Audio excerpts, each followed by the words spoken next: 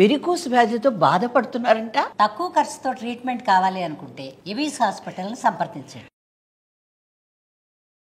నమస్తే అమ్మా. నమస్తే అమ్మా జయలక్ష్మి. అమ్మా, మనము మొక్కుల కింద అమ్మవార్లకు కానీ స్వామివారికి కానీ ఎవరికైనా వస్త్రాలు సమర్పిస్తూ ఉంటాం. అవును. అలా సమర్పించేసిన తర్వాత కొన్ని సందర్భాల్లో ఆ ప్రతిమలకి కట్టి అవి మళ్ళీ మనకి ఇస్తూ ఉంటారు. వాటిని మనం వాడుకోవచ్చా?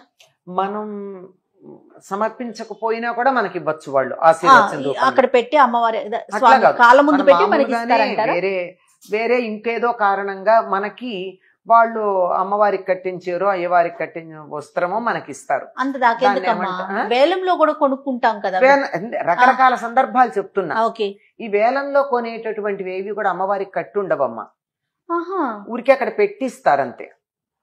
అమ్మవారికి కట్టినవి చాలా అపురూపంగా దొరుకుతాయి వేలంలో. మామూలుగా అక్కడ మడతలే ఉంటాయి. మీరు వేలంలో కొనుక్కునేవన్నీ అమ్మవారి చేతిలో పెడతారు, ఇచ్చేస్తారు. రోజుకు 10 మందో 15 మందో ఇస్తూనే ఉంటారు కదా ఇట్లాంటివన్నీ. ఈ వీటికి అమ్మవారికి కట్టేసి ఆ కట్టిన కుట్లు మడతలు కూడా ఉంటాయి. ఒక్కోసారి అమ్మవారికి రాసిన పరిమళాలు కూడా ఉంటాయి ఆ వస్త్రాలకి. అట్లాంటి వాటికి కొంచెం తేడా ఉంది. ఏదైనా వాటిని ఏమంటారంటే నిర్మాల్యము, శేషవస్త్రము అంటారు. మామూలుగా అయితే పూలు వాటన్నిటిని నిర్మాల్యాలు అంటాం, అవి నెత్తిని పెట్టుకుంటాం. అది వీటిని శేషవస్త్రం అంటారు. అంటే అమ్మవారికి ప్రసాదంగా మనకి ఇచ్చింది, అయ్యవారిదైనా సరే ఇచ్చింది అని. మరి ఎందుకు ఇచ్చారమ్మా వాటిని? మనకి పారేయమని ఇచ్చారా? కట్టుకోమనే కదా ఇచ్చారు. పువ్వులు ఇస్తే ఏం చేస్తున్నాం? పెట్టుకుంటాం. చీరిస్తే కట్టుకుంటాం. సింపుల్. పువ్వులు ఇస్తే పెట్టుకున్నాం. అమ్మవారికి వేసినటువంటి అయ్యవారికో వేసిన దండలు మనకి వచ్చినటువంటి వాళ్ళ కొంతమందికి ముఖ్య అతిథులకి మెడలో దండలు వేస్తారు. వేస్తున్నారా లేదా? అలాగే పువ్వులు ఇస్తే మనం తల్లో పెట్టుకుంటున్నామా లేదా? పువ్వులు ఇస్తే పెట్టుకున్నప్పుడు చీరిస్తే ఏం చేయాలి? కట్టుకోవాలి. కాకపోతే కొన్ని నియమాలు ఉన్నాయి. అదే చెప్పేది. ఇప్పుడు ఆ పువ్వులు ఇచ్చి తల్లో పెట్టుకున్నాక దాన్ని కింద పారేసి తొక్కం కదా. మనం అసలే మామూలుగా పువ్వులు అవి తొక్కం. అందులోనూ అమ్మవారి ప్రసాదం గనక అయినట్టయితే మరీ జాగ్రత్తగా తీసుకెళ్ళి ఎవరి తొక్కని చోట ఈ కుండీలోనో మొక్కల మొదట్లోనో అది కూడా చెత్త లేకుండా ఉన్నటువంటి చోట వేస్తాం, అంతే కదా. చీర కూడా ఇచ్చినప్పుడు కట్టుకోవాలి, కానీ కట్టుకున్న దాంతో చెడ్డ పనులు చేయకూడదు. సాధారణంగా ఎక్కువ మంది మడి కట్టుకోవడానికి, దేవుడి దగ్గర పూజకి, వంట చేసేటప్పుడు వాడుతూ ఉంటారు. ఏదో మంచి గ్రంథాలు చదువుకోవడానికి అట్లా వాడతారు.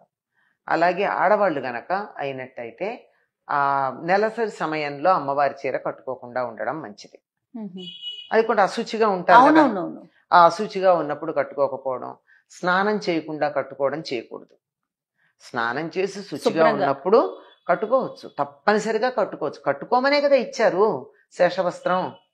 ఉదాహరణ చెప్పాక పూలిస్తే పెట్టుకున్నట్టే, బొట్టిస్తే పెట్టుకున్నట్టే, చీరిస్తే కట్టుకోండి. కానీ ఆ కట్టుకున్నప్పుడు కొంచెం జాగ్రత్తగా ఉండాలి.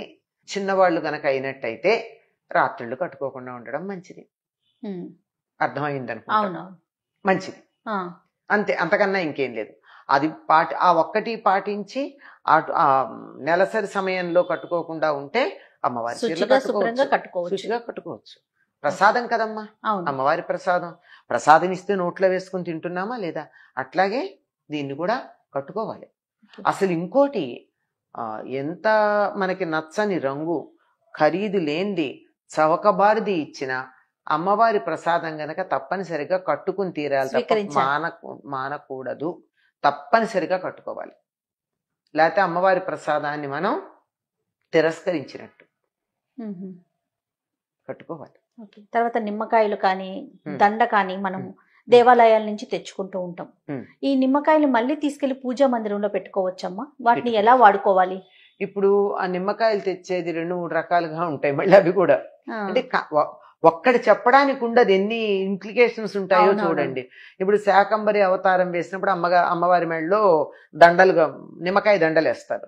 అటువంటి నిమ్మకాయ దండిస్తే హాయిగా తెచ్చుకున్న దాన్ని రసం చేసుకుని తాగొచ్చు, లేదా దేంట్లోన తినే పదార్థంలో ఆ రసం పిండుకోవచ్చు, తప్పనిసరిగా వాడుకోవచ్చు. అట్లా కాకుండా మనకేదో కావాలి అని మనం నిమ్మకాయలు ఇస్తే తీసుకుని వెళ్ళి వాళ్ళు దేవుడి దగ్గర పెట్టి మంత్రించి ఇచ్చారనుకోండి, అది దేవుడి దగ్గర పెట్టుకోవాలి. అట్లా కాకుండా ప్రసాదంగా ఇచ్చింది మనం తీసుకుని వాడచ్చు. కొబ్బరికాయ ఇస్తే మన కొబ్బరికాయ ముక్క తెచ్చుకుని తినటల్లా, అట్లాగే నిమ్మకాయ ఇస్తే కూడా దాన్ని వాడుకోవచ్చు ప్రసాదంగా ఇస్తే. లేదు మనం నిమ్మకాయ మాత్రం ప్రధానంగా పూజ చేయించేదో దిష్టికి వాటికి అని చేయిస్తూ ఉంటారే, అట్లాంటిది మాత్రం తెచ్చి గుమ్మానికి కట్టుకోమని వాళ్ళే చెప్తారు. గుమ్మానికి కట్టుకోవాలో దేవుడి దగ్గర పెట్టుకోవాలో అవి చెయ్యాలి. వీళ్ళది హాయిగా మనం అనుభవించటానికి అమ్మవారు ఇచ్చినవే అవి. అంతే. దండ ఇచ్చినా కూడా అంతే కదమ్మా, వాహనానికి వేసుకుంటూ ఉంటాం మనం సాధారణ. వాహనానికి వేస్తే అంత మంచిదా? చెత్తా చెదారం పడిపోతూ ఉంటుంది. గుమ్మానికి కట్టుకోవచ్చు, మన మెడలో వేసుకోవచ్చు, ఉంచుకోలేకపోతాం కదా, అది ఉంచుకోలేము. అదే అంటున్నాను. అందుకని గుమ్మానికి కట్టండి. గుమ్మం కూడా మహాలక్ష్మితో సమానమే కదా, కట్టండి. బండి మీద కూడా చాలా మంది కార్లకు కూడా వేస్తుంటారు. కానీ ఏం జరుగుతుందంటే దానివల్ల వేసంకాలం పర్వాలేదుగా, వర్షాకాలంలో బురద పడి అది ఇది పడుతూ ఉంటాయి. అట్లా లేని సమయంలో పర్వాలేదు, కానీ అది అంత శ్రేయస్కరం కాదనిపిస్తుంది. నాకైతే అంత శ్రేయస్కరం కాదనిపిస్తుంది. నా వ్యక్తిగత అభిప్రాయం. తర్వాత నిమ్మకాయలు కానీ దండ కానీ మనం దేవాలయాల నుంచి తెచ్చుకుంటూ ఉంటాం. ఈ నిమ్మకాయలు మళ్ళీ తీసుకెళ్లి పూజా మందిరంలో పెట్టుకోవచ్చమ్మా? వాటిని ఎలా వాడుకోవాలి? ఇప్పుడు ఆ నిమ్మకాయలు తెచ్చేది 2-3 రకాలుగా ఉంటాయి. మళ్ళీ అవి కూడా అంటే ఒక్కటి చెప్పడానికి ఉండదు, ఎన్ని ఇంప్లికేషన్స్ ఉంటాయో చూడండి. ఇప్పుడు శాకంబరి అవతారం వేసినప్పుడు అమ్మవారి మెడలో దండలుగా నిమ్మకాయ దండలు వేస్తారు. అటువంటి నిమ్మకాయ దండిస్తే హాయిగా తెచ్చుకున్న దాన్ని రసం చేసుకుని తాగొచ్చు, లేదా దేంట్లోన తినే పదార్థంలో ఆ రసం పిండుకోవచ్చు, తప్పనిసరిగా వాడుకోవచ్చు.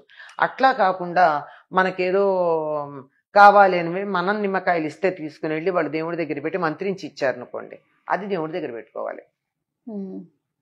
అట్లా కాకుండా ప్రసాదంగా ఇచ్చింది మనం తీసుకుని వాడచ్చు. కొబ్బరికాయ ఇస్తే మన కొబ్బరికాయ ముక్క తెచ్చుకుని తినటల్లా, అట్లాగే నిమ్మకాయ ఇస్తే కూడా దాన్ని వాడుకోవచ్చు ప్రసాదంగా ఇస్తే.